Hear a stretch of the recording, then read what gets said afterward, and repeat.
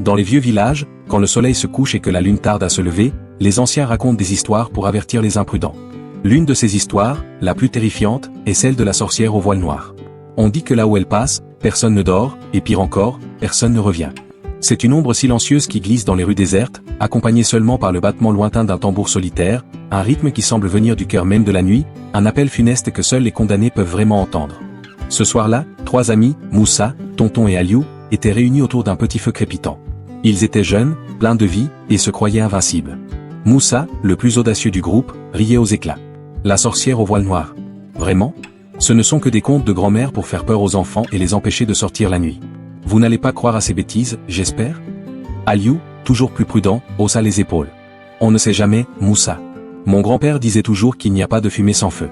Certaines légendes sont nées d'une vérité. Tonton, le plus pragmatique, secoua la tête. Une femme qui flotte sans pied, qui vous appelle par votre nom ? Allons, c'est ridicule. C'est juste une histoire pour nous garder sous contrôle. Moussa se leva, le visage illuminé par les flammes dansantes. J'ai une idée. Prouvons à tout le village que ce ne sont que des mensonges. Sortons cette nuit. Allons jusqu'au grand baobab au carrefour des 3 chemins. Si cette sorcière existe, c'est bien là qu'elle devrait apparaître, non ? L'idée était folle, dangereuse. Aliou hésitait, le doute se lisant sur son visage. Mais la pression du groupe était forte. Ne voulant pas passer pour un lâche, il finit par hocher la tête. Tonton, lui, était déjà convaincu. Parfait. On va leur montrer que les jeunes d'aujourd'hui n'ont pas peur de fantômes inventés. Et c'est ainsi que, portés par leur arrogance et leur jeunesse, les 3 amis s'enfoncèrent dans l'obscurité, ignorant les murmures du vent qui semblaient déjà les supplier de rebrousser chemin. Ils marchaient depuis une vingtaine de minutes, le silence de la nuit n'étant brisé que par le craquement des brindilles sous leurs pieds et leur propre rire nerveux. Ils arrivaient près du carrefour quand, soudain, Moussa s'arrêta net. Son rire s'éteignit. Chut, vous avez vu ça ? Au loin, une silhouette se dessinait sur le chemin. Une femme, entièrement vêtue de noir, un long voile couvrant son visage.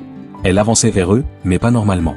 Elle ne marchait pas, elle glissait, flottant à quelques centimètres du sol poussiéreux, sans faire le moindre bruit. L'air devint soudain glacial. Les 3 amis étaient pétrifiés, leur bravade s'étant évaporée en un instant. La femme continuait d'avancer, son mouvement fluide et surnaturel. Aliou, la voix tremblante, murmura, presque pour lui-même, « Regardez. Regardez ses pieds, elle n'a pas de pieds. » C'était vrai. Sous sa longue robe noire, il n'y avait rien. Juste le vide. La panique commença à s'emparer d'eux. Ce n'était plus une histoire. C'était réel, et c'était terrifiant. La silhouette s'arrêta à une dizaine de mètres d'eux, immobile, comme une statue d'ébène plantée au milieu du chemin. On ne distinguait aucun trait de son visage sous le voile, seulement une obscurité plus profonde encore que la nuit qui les entourait.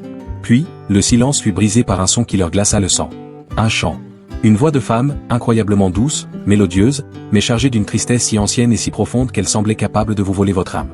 La mélodie était hypnotique, envoûtante. Et puis, la voix se mit à murmurer leurs noms, un par un, comme une litanie macabre. Moussa. La voix semblait venir de toutes les directions à la fois. Moussa sentit ses genoux flageoler. Aliou. Aliou ferma les yeux, priant pour que ce ne soit qu'un cauchemar. Tonton. Le chant s'insinuait dans leur esprit, les paralysant. Ils voulaient courir, hurler, mais leur corps ne répondait plus. Ils étaient piégés par cette mélopée funeste. La sorcière s'adressa alors à eux, sa voix n'étant plus un chant mais un murmure clair et froid qui résonna directement dans leur tête. Vous avez défié la nuit. Vous avez ri de l'invisible. Maintenant, l'un de vous doit payer le prix. L'un de vous doit me suivre dans le royaume des ombres. Un silence de mort suivit ces paroles. Elle reprit, choisissez. Si vous refusez, je vous prends tous les 3.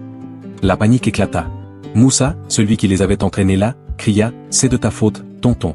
Tu disais que c'était ridicule. Aliou, en larmes, suppliait, non, pitié, pas moi, j'ai une famille. Ils se disputaient, se rejetaient la faute, la peur les rendant cruels les uns envers les autres. Leurs amitiés se brisaient face à l'horreur. Au milieu de ce chaos, Tonton, qui était resté silencieux, s'avança d'un pas. Son visage était blême, mais ses yeux brillaient d'une étrange détermination. Il regarda ses 2 amis, puis la sorcière.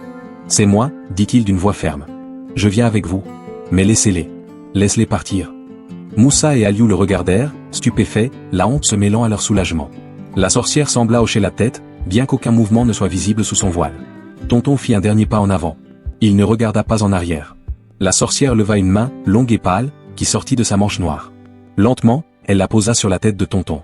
Au contact de sa main, le corps de Tonton commença à se déformer, à perdre sa substance. Il ne cria pas. Son visage exprimait une sorte de paix résignée.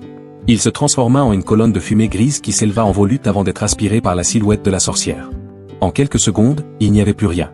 Tonton avait disparu. La sorcière elle-même se dissipa ensuite, se fondant dans un nuage d'ombre qui fut rapidement balayé par le vent nocturne. Le silence revint, plus lourd, plus oppressant que jamais. Moussa et Aliou restèrent là, tremblants, incapables de bouger, jusqu'à ce que les premières lueurs de l'aube apparaissent à l'horizon. Ils retournèrent au village en chancelant, comme des somnambules.